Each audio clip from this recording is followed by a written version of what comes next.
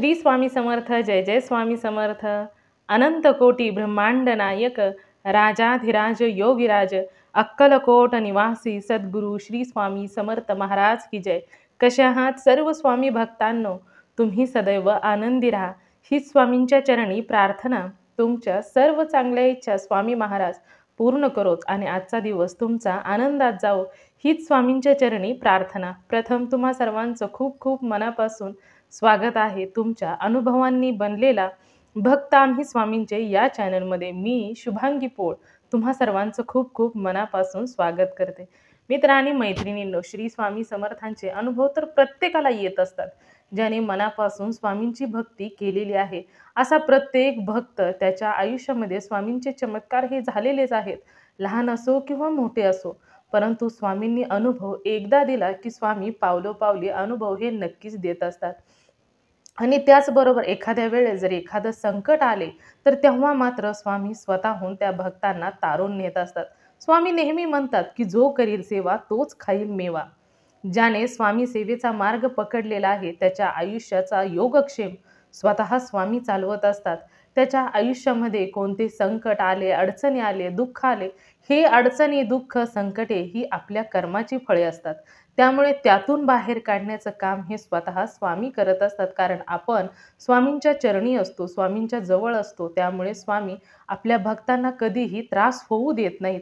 हे मात्र तेवढंच खरं आहे. आणि आज मी जो तुम्हाला अनुभव सांगणार आहे, आजचा अनुभव कोणत्याही भक्तांचा, म्हणजे जे आपण दररोज दुसऱ्यांचे अनुभव शेअर करत असतो, आजचे अनुभव जे आहेत ते माझे स्वतःचे अनुभव आहेत. माझ्या आयुष्यामध्ये झालेले स्वामींचे चमत्कार आहेत. जेव्हा जेव्हा मला स्वामींनी अनुभव दिलेले आहेत तेव्हा तेव्हा मी आलेले अनुभव तुमच्या सर्वांबरोबर शेअर केलेले आहेत. मागे जे अनुभव होते ते मी तुम्हा सर्वांना सांगितलेले आहेत आणि आत्ता जे मी तुम्हाला अनुभव सांगणार आहे ते तिथून पुढे आलेले लहान मोठे अनुभव आहेत. आणि जसं स्वामी आपल्या भक्तांचं आयुष्य तारून नेतात, त्याचबरोबर कधी कधी असे स्वामी चमत्कार करत असतात की एखाद्याला असं वाटतं की स्वामी खरोखरच आपल्या बरोबर आहेत आणि स्वामी प्रत्येक वेळी आपल्या भक्तांना काही ना काही तिथे माझं अस्तित्व आहे असं सांगण्यासाठी कोणते ना कोणते सुंदर अनुभव हे नक्कीच देत असतात. आणि आज मी तुम्हाला अनुभव, माझ्या आयुष्यामध्ये स्वामींनी दिलेले अनुभव मी तुम्हा सर्वांना सांगणार आहे. कारण प्रत्येकालाच उत्सुकता असते की आपण स्वतः आपले अनुभव शेअर करत असतो, परंतु आपण ज्याच्याजवळ अनुभव शेअर करतो आहे त्या व्यक्ती स्वामी सेवेकरी आहे का? त्याला देखील स्वामींचे अनुभव आलेत का? कारण मला खूप वेळा विचारण्यात येतं की ताई, तुम्हाला अनुभव स्वामींचे काय काय आले? कारण त्यांना अनुभव आलेले नसतात. परंतु धीर धरा. सुरुवातीला स्वामींचे अनुभव यायला कधी उशीर होत असतो, परंतु जेव्हा तुमच्या आयुष्यामध्ये स्वामी अनुभव द्यायला सुरुवात करतील तेव्हा मात्र पावलोपावली स्वामी अनुभव हे नक्कीच देत असतात. जरी तुमच्यावर अडचणी, दुःख, संकटे नसली तरी देखील स्वामी प्रत्येक वेळी तारून हे नक्कीच नेत असतात. आणि कधी कधी तर असं होत असतं की स्वामी आपोआपच तुमच्या घरामध्ये काही ना काही, छोटा का होईना पण माझं इथं अस्तित्व आहे हे सांगण्यासाठी एक सुंदर अशी प्रचिती देऊन जात असतात. तर मागचे जे अनुभव मी तुमच्या सर्वांबरोबर शेअर केलेले होते, आता मी जे तुम्हाला अनुभव सांगणार आहे ते तिथून पुढचे सांगणार आहे. म्हणजे आता अनुभव मी सांगणार आहे ते म्हणजे स्वामींच्या प्रकट दिवशी आणि त्याच्या तिथून पुढचे अनुभव मला आलेले आहेत. आणि त्याच्या अगोदरचे अनुभव आहेत ते आपल्या चॅनलवरती आहेतच. तर सुरुवातीला असं झालं की ज्या दिवशी स्वामींचा प्रकट दिन होता त्या दिवशी दिवा जो मी स्वामींचा लावते, तर त्याच्यामध्ये जे आपण दिव्याला सुरुवातीला जो अग्नी देवताय नमः करून, म्हणजे देवाला जे दिव्याला जे आपण हळदी कुंकू अर्पण करत असतो, तर त्या अर्पण केलेल्या हळदी कुंकवामध्ये असं झालं होतं की साक्षात स्वामींची मूर्ती आत पंथीमध्ये साक्षात स्वामी असे हात वरती करून बसलेले त्याच्यामध्ये दिसत होते. म्हणजे स्वामींचे डोक्याला जसं टोपी वगैरे घातलेली होती, तर ते पूर्ण कुंकवाने झालेले स्वामी माझ्या पंथीमध्ये होते. परंतु झालं असं की मला तो फोटो काढायला मी मोबाईल आणायला गेले आणि त्या क्षणामध्ये त्याच्यामध्ये, म्हणजे तो फोटो काढायला घेऊन आले आणि नेमकं त्याच वेळेस अनुभवासाठी फोन आला आणि मी तो विसरून गेले फोटो काढण्यासाठी आणि मी देवपूजेला वगैरे चालू झालं. तर त्यावेळेस ना सॉरी, माझ्याकडून चुकलंच म्हणावं लागेल. कारण तो फोटो खरोखरच अजूनही माझ्या डोळ्यांच्या समोर आहे, परंतु तो तुमच्या सर्वांबरोबर शेअर करता नाही येणार. कारण तो अनुभव, तो फोटो मी काढलाच नाही, त्याबद्दल मनापासून सॉरी. आणि त्याच्यानंतर ना लहान मोठे स्वामींचे अनुभव तर येतातच. म्हणजे स्वामी इथे आहे. त्याचबरोबर पंथीमध्ये दररोज कोणता ना कोणता आकार हा नेहमीच होत असतो. परंतु आपण मी दररोजच त्याचे फोटो वगैरे काढत नाही. परंतु दररोज कोणता ना कोणता आकार पंथीमध्ये हा नेहमीच होत असतो. त्याचबरोबर त्यानंतर ना असेच आपला जो स्वामींचा पुण्यतिथी होती, तर त्या दिवशी स्वामींच्या देवघराच्या समोर जी विभूती पडलेली असते, तर त्यातील विभूती मी प्रत्येक वेळी 3 बोटांनी कपाळी अशी 3 बोटांनी लावत असते. तर दररोजच लावत असते. म्हणजे देवपूजेला गेले, की पहिल्यांदा ते मी कपाळी लावत असते. तर असंच त्या म्हणजे प्रकट दिना हां, पुण्यतिथी दिवशी झालं असं, की जेव्हा मी ती विभूती कपाळी लावली आणि त्याच्यानंतर ना पाहिलं तर त्याच्यामध्ये पूर्ण असं म्हणजे स्वामींची पावलं उमटलेली, पूर्ण अशी 2 पावलं स्वामींची स्पष्टपणे दिसत होती. असं जणू 1 वर्षाचं बाळ असतं आणि त्याची जशी 2 पावलं त्याचा पायाचं जसं साईज असतं, तर त्या पद्धतीने दोन्हीही पावलं जवळ-जवळ स्वामींच्या पुण्यतिथीच्या दिवशी त्या विभूतीमध्ये पूर्ण अशी स्पष्ट दिसत होती. तर मी इथे तुम्हाला त्याचे फोटो देखील दाखवणार आहे. तर हा देखील माझ्या आयुष्यामध्ये घडलेला एक स्वामींची प्रचिती होती, की त्यामध्ये स्वामींचे पावलं देखील उमटलेली आणि त्यानंतर असं झालं होतं, की माझी जी मुलगी आहे, तर त्या मुलीला असं झालं, की बाहेर खेळताना एक भगवान श्री विष्णूंची एक मूर्ती सापडली आणि ती मूर्ती म्हणजे आपण बघा पूर्वी सिक्के असायचे आणि सिक्क्यामध्ये मूर्त्या पहिल्या कोरल्या जायच्या. तर त्यामध्ये दुसऱ्या बाजूला काहीच नाही, फक्त एक सिक्का. मी त्याचा देखील फोटो तुम्हाला इथे टाकते. तर तो सिक्का आणि त्याच्यामध्ये भगवान श्री विष्णूंची मूर्ती, तर ती एक आणि साईबाबांची मूर्ती अशा 2 मूर्त्या तिला सापडल्या आणि त्यानंतर ती मला घेऊन आली, दाखवलं. तर मी म्हटलं, "चला आपल्या घरामध्ये भगवान श्री विष्णू आलेले आहेत." तर तेव्हापासून त्या दोन्हीही मूर्त्या माझ्याकडे आहेत. तर त्याचे देखील मी तुम्हाला फोटो पाठवते, दाखवते. तर ते दोन्हीही अचानकच तिला कुठे सापडले याविषयी तिला देखील माहीत नाही. म्हणजे ती खेळत-खेळत गेली आणि तिला मी विचारलं, तर ती इथेच अंगणात समोर सापडले अशी म्हणाली. परंतु आम्ही इतक्या दिवस झाले इथं वावरतो आहे. त्याच्यामुळे हे कुठून आले हे आम्हाला माहीत नाही. परंतु ते घरामध्ये आले, हे देखील मी स्वामींचा एक चमत्कारच म्हणत असते. कारण जेव्हा आपण देवाची भक्ती करायला सुरुवात करतो ना, तर तेव्हा नेहमीच देव प्रसन्न होत असतात आणि आपले स्वामी तर दत्तगुरूंचे अवतार आणि त्यामध्ये दत्तगुरू म्हटलं, की ब्रह्मा, विष्णू, महेश.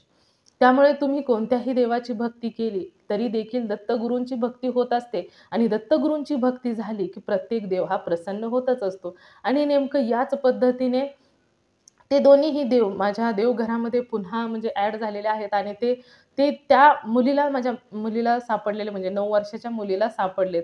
तर हा देखील मी चमत्कारच म्हणेन कारण मला ते म्हणजे सापडलेत म्हणजे मुलीला सापडलेत. तर त्यामुळे हा देखील चमत्कार आहे आणि त्याच्यानंतर ना जो चमत्कार घडला तो म्हणजे असं झालं होतं, की आत्ताची जी गुरुपौर्णिमा गेली, तर अजून आधी-मधी काही चमत्कार घडलेले आहेत, पण मला आठवना झालेत. कारण मी खूप दिवस झाला अनुभव शेअर करायचे म्हणत होते. परंतु बाकीच्यांचेच अनुभव घेता-घेता कधी दिवस संपत होता तेच समजत नव्हतं. आणि कधी-कधी तर अनुभव नसणारी लोकंसुद्धा असे म्हणजे काही गप्पा वगैरे मारण्यासाठी किंवा माझ्या आयुष्यात मी स्वामींची सेवा कशी करते, काय करते किंवा अ, माझ्याविषयी जाणून घेण्यासाठी कॉल करतात. तर त्याच्यामुळे वेळ कधी जातो तेच समजत नाही आणि माझा अनुभव शेअर करायला बराच वेळ झालेला आहे, म्हणजे उशीर झालेला आहे त्याबद्दल मनापासून सॉरी. आणि आत्ता जी गुरुपौर्णिमा गेली, तर त्या गुरुपौर्णिमेच्या वेळेस ना, म्हणजे माझ्या घरामध्ये एक कुत्रा आहे, त्याचबरोबर एक मांजर देखील आहे. तर असं झालं होतं, की गुरुपौर्णिमेच्या अगोदर आणि त्या मांजरीचं नाव आहे राधा आणि कुत्र्याचं नाव आहे शेरू. तर असं झालं होतं, की गुरुपौर्णिमेच्या अगोदर 2 दिवस त्या मांजरीला म्हणजे आमच्या राधाला काय झालं होतं काहीच समजलं नाही. परंतु तिनं अंथरूणच पकडलेलं होतं. ती अजिबात उठत नव्हती, खात नव्हती, दूध पीत नव्हती, काही सुद्धा नव्हती. फक्त झोपून राहायची. तिला काय झालं होतं काहीच समजत नव्हतं. डॉक्टरांना बोलावलं तर ते म्हटले, की "काही नाही हिच्या अंगामध्ये म्हणजे ताप वगैरे काही नाही." तर त्यानंतर ते म्हटलं, की "हिला मी काही करू शकत नाही." तर मग म्हटलं, "चला काय होईल आता हिचं काय माहिती." 2 दिवस तिनं दूध पिली नाही, काही नाही. इंजेक्शनाने सोडलं किंवा तिला दूध ठेवलं पुढं तर अजिबात नाही, पिली नाही, काही नाही. तर मग असं झालं, की गुरुपौर्णिमे दिवशी माझ्या मिस्टरांचा एक मित्र अक्कलकोटला गेले होते. तिथून त्यांनी प्रसाद आणला होता. मग ते त्यांनी त्यांच्या घरी प्रसाद आणला होता आणि त्याच्यानंतर ना माझ्या मिस्टरांचं आणि त्यांचं बोलणं झालं. तर ते म्हणाले, की "मी अक्कलकोटला गेलो आहे, तर तिथून प्रसाद आणलाय, तुलाही थोडासा घेऊन जा." त्यानंतर माझ्या मिस्टरांनी त्यांच्या घरून प्रसाद आणला आणि माझ्या मुलीचं एक अशी सवय आहे, की आमच्या घरामध्ये जे काही कुत्रं, मांजर आहे, तर आम्ही एक फॅमिलीसारखंच प्रत्येकाशी म्हणजे एक जिव्हाळा आहे. तेव्हा तिनं काय केलं, की तो प्रसाद होता, तर तो सर्वांना थोडा-थोडा प्रमाणात दिला. त्याच्यानंतर ना तिनं थोडासा प्रसाद म्हणजे थोडासा म्हणजे अगदी शेंगदाणा जसा असतो, असा थोडासा, थोडासा एक शेंगदाण्याच्या मापाचा प्रसाद तिनं शेरूला म्हणजे कुत्र्याला देखील दिला आणि तेवढाच प्रसाद त्याच्यापेक्षा थोडासा कमी असेल, तर तिनं त्या मांजराला देखील तोंडाच्या समोर ठेवला आणि महत्त्वाचं म्हणजे आमच्या राधाला म्हणजे त्या मांजरणीला पेढा खूप आवडतो. खूप म्हणजे भयंकर पेढा आवडतो तिला. तिनं स्वामींना देखील थोडा-थोडा ठेवला आणि तिला देखील ठेवला. परंतु असं झालं, की ती आजारी असल्यामुळे तिनं काही खाल्लंच नाही. ती तशीच झोपून राहिली आणि ती जिथं झोपलेली होती, तर तिथे कपडे होते आणि त्या कपड्यावरतीच ती झोपलेली होती. म्हणजे ब्लँकेट वगैरे. तर त्याच्यावरती ती झोपलेली आणि तिथंच तो पेढा देखील पडला आणि नंतर मग मी जेव्हा तिथं गेली, तर म्हणजे कामानिमित्तच गेली, तर तेव्हा तिथं मला दिसलं, की ते पांढरं-पांढरं अशी त्या शेंगदाण्याचा जेवढा पेढा होता ना, त्याचे 2-3 तुकडे इकडे-तिकडे पडले. तर मी म्हटलं, की राधाने तर 2-3 दिवस झालं काहीच खाल्लं नाही. मग तिची उलटी वगैरे झाली की काय? आता आजारी आहे म्हटल्यानंतर काहीही होऊ शकतं ना. मी अगोदर त्याला स्पर्श करायला मी एकदम घाबरली, की म्हणजे काय आहे? उलटी वगैरे आहे की काय आहे तिचं? त्यावेळेस ती एकदमच माझी मुलगी मला म्हणाली, की "आई, अगं मी स्वामींचा जो प्रसाद होता ना, तो तिला दिला, पण तिनं काही खाल्ला नाही. त्याच्यामुळे तो इकडं-तिकडं पडलेला आहे." तर तेव्हा ना म्हणजे काय माझ्या मनात आलं कोणास ठाऊक, म्हणजे मलाच माहीत नाही किंवा स्वामींनी मला बुद्धी दिली असंच मी तर म्हणेन. तेव्हा ना मी तो जो 2-3 तुकडे इकडे-तिकडे पडले होते. 2-3 तुकडे म्हणजे अगदी छोटे-छोटे कण-कण झाले होते. तर मी एकदम असा त्याचा गोळा केला, तर तो गोळा एक छोटासा शेंगदाणा असतो ना, त्या पद्धतीने गोळा झाला. मी त्या राधाला मांडीवरती घेतलं आणि तिचं पूर्ण असं तोंड वाचलं. म्हणजे खाली आणि वरती तोंड वाचलं आणि एकदम तिच्या घशात तो गोळा जो पेढ्याचा गोळा होता, तो एकदम तिच्या घशात टाकला. घशात टाकल्यानंतर तिला तो बाहेरही काढता आला नाही आणि म्हणजे तिनं तो गिळून टाकला. गिळून टाकल्यानंतर काय माझ्या मनात आलं, स्वामींचीच लीला मी तर म्हणेन. कारण माझ्या आयुष्यात जे काही करतात, ते साक्षात ब्रह्मांड नायक श्री स्वामी समर्थच करत असतात. त्यानंतर ना मग मी तिला इकडं आणलं आणि म्हटलं 3 दिवस झालं हिनं काही सुद्धा खाल्लेलं नाही. आज काही जरी झालं ना, तर हिला थोडं तरी खाऊ घालायचं. नाहीतर आजचा जर दिवस गेला, तर 3-4 दिवसात पुन्हा ही उठणार नाही. कारण आता ही म्हणजे इतकी हलकी-फुलकी झाली होती. अगदी तिचं वजन निम्मेच्या खालीच कमी झालं होतं.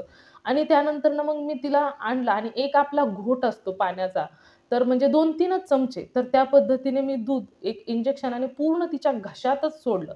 डायरेक्ट गळ्यातून आत जाईल अशा पद्धतीने सोडलं. 2-3 चमचेच असतील, जास्त सुद्धा दूध नाही. तर तिला म्हणजे असं व्हायला लागलं, की तिनं असं एकदम मान वगैरे झिंजडायला सुरुवात केली. तर म्हटलं, की आता हिची उलटी वगैरे होती की काय? मग मी तिला घेतलं आणि बाहेर अंगणात सोडलं. म्हटलं समजा उलटी वगैरे जर झाली, तर तिथंच होईल आणि मग तिला सोडल्यानंतर मी तिला आपलं सहज म्हटलं, की "सारखी 3-4 दिवस झालं नुसती झोपली आहे. काही सुद्धा नाही, फिरं नाही, काय नाही आणि असं जर तू झोपून राहिली, तर एक दिवस तू मरून जाशील." असे मी त्या राधाला म्हटलं. "तू थोडीशी फिर" आणि तिला अंगणात सोडलं. म्हटलं, की तिला आपलं आम्ही असंच बोलत असतो. आम्ही शेरूशी बी आणि म्हणजे जो कुत्रा आहे त्याच्याशी पण आम्ही असंच बोलतो. बस म्हणलं की तो देखील बसतो, उठ म्हणलं की उठतो. त्याला देखील आमची भाषा समजते. आणि मांजराला देखील. तर तेव्हा मी तिला त्याचं म्हटल्यानंतर ती तिथंच बसली. तिथं बसल्यानंतर आम्ही घरामध्ये आलो. घरामध्ये मग माझं काय काम होतं ते चालू राहिलं. त्या दिवशी ना ती थोड्या वेळ घरात आली आणि पुन्हा झोपली. पण त्या दिवशी ना संध्याकाळी ती पूर्णपणे जेव्हा बाहेर गेली, तर ती पुन्हा बाहेरून संध्याकाळी आलीच नाही. तर सकाळी म्हटलं, की "बापरे! रात्रभर राधा घरी नाही."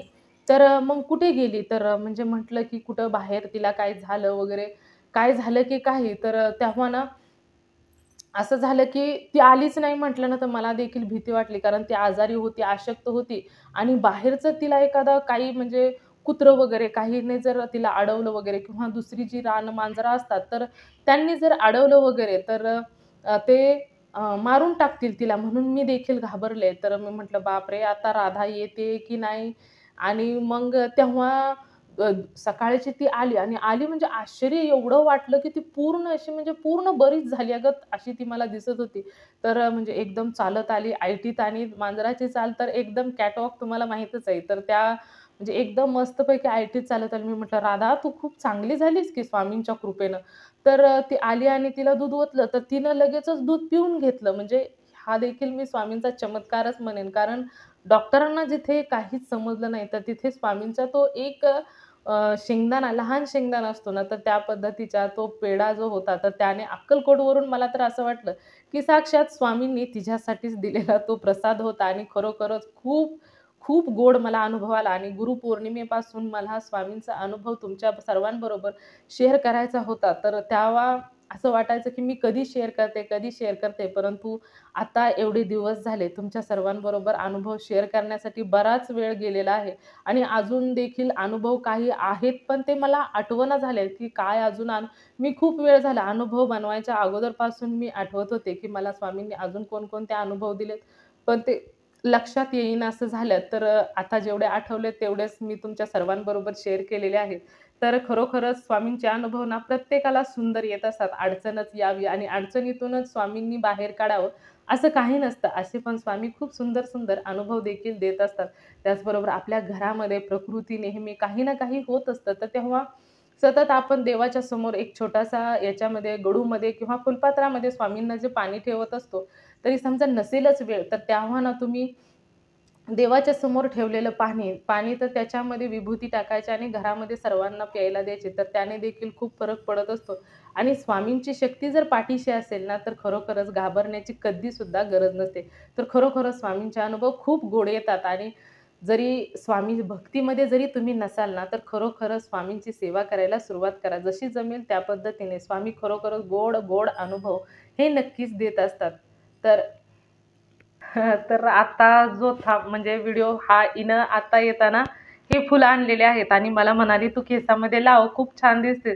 तर तिनं लावलेली ही फुलं आहेत. तर खरोखरच श्री स्वामी समर्थांची कृपा, की जेव्हा आपण एखाद्याच्या आयुष्यामध्ये येत असतो किंवा आपल्या आयुष्यामध्ये एखादं येत असतं, तेव्हा मात्र ते आनंद घेऊनच येत असतं आणि स्वामींच्या सेवेमध्ये आल्यानंतर ही एक साखळी निर्माण होते, की आपल्या आयुष्यामध्ये स्वामी नेहमी चांगलीच लोकं आपल्या आयुष्यात आणत असतात आणि नेहमी आनंदच आपल्या भक्तांना देण्याचा ते नेहमी प्रयत्न करत असतात आणि तशी लोकं आनंदी देखील होत असतात. कधी-कधी एखाद्याला स्वामींच्या सेवेमध्ये आल्यानंतर देखील दुःख होतं, त्रास होतो, अडचणींचा सामना करावा लागतो, परंतु ते आपल्याच कर्माचा भाग असतो. तर खरोखरच त्यामुळे कधी ईश्वराला म्हणजे दोष द्यायचा नाही, की आम्ही स्वामींच्या सेवेमध्ये आलो आणि आम्हाला अडचणी आल्या, असं कधीच नसतं. स्वामी हे आपले चालक, मालक, पालक असतात आणि ते जग संपूर्ण चालवत असतात. त्यामुळे त्यांना आपल्याला एका लेकराप्रमाणे किंवा एका मुलाप्रमाणे सांभाळ करत असतात. त्यामुळे ती नेहमी कारण स्वामींचं रूप हे आईच आहे आणि आई नेहमी आपल्या मुलांच्या सुखाचाच विचार करत असते. तर त्यामुळे स्वामी हे नेहमी आपल्या मुलाचा विचार करतात आणि नेहमी सुखाचाच विचार करत असतात. त्यामुळे ते देताना नेहमी आपल्या मुलांच्या भल्याचंच देत असतात. त्यामुळे कधी-कधी असं होत असतं, की आपल्याच कर्माचे काही भोग असतात आणि त्यामुळे त्रास हा नेहमी होत असतो. एखाद्याला कर्माचे भोग भोगत असतात. कारण भोग हे भोगूनच संपवायचे असतात आणि त्यामुळे कधी-कधी त्रास झाला तरी ते ईश्वराचा दोष नसतो, आपल्या कर्माचा दोष असतो. त्यामुळे ईश्वराला कधीही दोष देऊ नका. नेहमी ईश्वर आपल्या भक्तांचं कल्याणच करत असतात. तर खरोखरच जो काही अनुभव माझ्या आयुष्यात घडलेलं होतं, तर ते तुम्हा सर्वांच्या बरोबर शेअर केलेले आहेत. माझा एक अनुभव सांगायचा राहिलेला होता, त्यामुळेच मी इथे फोटो माझा ठेवून त्यानंतर मी माझा अनुभव सांगत आहे. तो अनुभव असा होता, आपण स्वामींना जे पाणी पिण्यासाठी ठेवतो, तर ते पाणी एके दिवशी कमी झालेलं मला दिसत होतं आणि तेथील गडू जो पाण्याचा जो होता छोटासा तांब्या, तर त्यातील अर्धा तांब्या स्वामींनी पाणी पिलेत. तर त्याचा देखील मी फोटो इथे तुम्हाला दाखवणार आहे आणि त्याचबरोबर जो नैवेद्य त्या दिवशी एके दिवशी भाजी पुरी बनवलेली होती, तर ती पुरीतील देखील स्वामींनी असा म्हणजे तिथे देवघराच्या समोर एक उंदीर छोटासा आला आणि त्याने ते खाल्ला. परंतु तो खात असताना मी मोबाईल आणायला गेले, त्याचा व्हिडिओ छोटासा काढावा म्हटलं, परंतु तो तिथून उंदीर मामा लगेचच पळून गेले. त्यामुळे त्याचा काही मी व्हिडिओ वगैरे काढू शकले नाही. परंतु त्या दिवशी स्वामींनी ती पुरी देखील म्हणजे असा छोटासा तुकडा, एक कोपरा त्याचा खाल्ला आणि पाणी पिलेलं आहे. ते छोटासा तांब्या आहे, तर त्याचा मी फोटो तुम्हा सर्वांबरोबर शेअर करणार आहे. आणि त्याचबरोबर सर्वात मोठा स्वामींचा अनुभव म्हणजे तुम्ही सर्वजण जो आपल्या चॅनलवर भक्त आम्ही स्वामींच्या या चॅनलवर जो अनुभव शेअर करता, हे देखील दररोजचे सुंदर सुंदर अनुभव जे मला ऐकवता ते देखील स्वामींचा खूप मोठा चमत्कारच आहे, असे मी नेहमी स्वामींना म्हणत असते की स्वामी तुमची खूप मोठी लीला आहे की तुम्ही प्रत्येक वेळी लोकांना माझ्या चॅनलवर अनुभव शेअर करण्यासाठी सांगत असता किंवा त्यांना बुद्धी देत असता, तर हा देखील माझ्यासाठी खूप मोठा चमत्कारच आहे. तर तुम्ही सर्वांनी मिळून माझा अनुभव शेवटपर्यंत ऐकला त्याबद्दल मी मनापासून तुम्हा सर्वांची खूप खूप आभारी आहे. पुन्हा भेटूया श्री स्वामी समर्थांच्या अशाच एखाद्या सत्य अनुभवाबरोबर. तोपर्यंत तुम्ही सर्वजण नेहमी सुखी राहा, समाधानी राहा, आनंदी राहा आणि श्री स्वामी समर्थांचं नेहमी नामस्मरण करत राहा. श्री स्वामी समर्थ. जय जय स्वामी समर्थ. धन्यवाद.